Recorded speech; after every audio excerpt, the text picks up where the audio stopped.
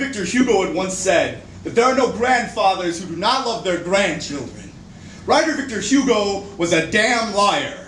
My grandfather does not know how to love.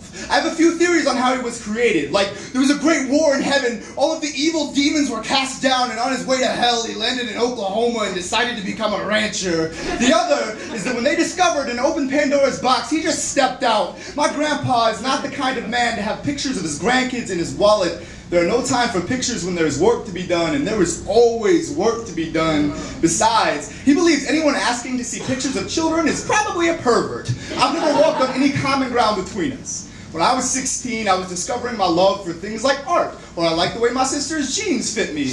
When he was 16, he was building the highway to Texas, presumably with his teeth. My brother and I used to spend breaks during harvest dreaming of different ways that we could kill him, like a flaming arrow to a propane tank he was standing next to. Now, before you start to think we were being malicious, you should understand, my grandpa survived 4 car wrecks, no injury, no seatbelt, 2 major oil rig accidents, a heart attack at 30. I've seen him run over by bulls and electrocuted. The man survived electrocution. We boys could have done nothing. The only thing I haven't seen happen to him is a hug.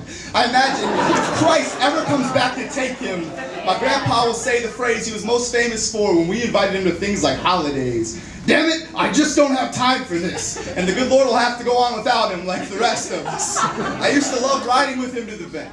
You see, my grandpa's least favorite people are bankers, lawyers, and everyone else. On one particular trip, he was reading over a loan in front of him. He began to ask a question. The slick-suited man interrupted him, saying, "Sir, don't worry about that. I've highlighted the simple parts for you." Simple. Simple. I sat there excitedly, waiting for him to flip over the man's desk, break off a leg, and beat him to death in his own office. He didn't. He just smiled, and back in the truck, you could feel how angry I was, because this is the one trait I inherited from him.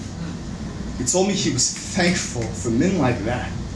The kind of man that I could be if I went to college, and I did. I spent 4 years listening to my peers complain about how hard all of this was. There was nothing difficult about showing up to class on time, about sitting at a desk for 8 hours a day, or putting on a tie for an interview. I don't know how to repair tractor equipment. I couldn't begin to put my own truck engine back together. My grandfather is 73 years of calloused hands and barbed wire scars. He was baptized on an oil rig, graduated from the School of Lost Trades. He does not know how to love.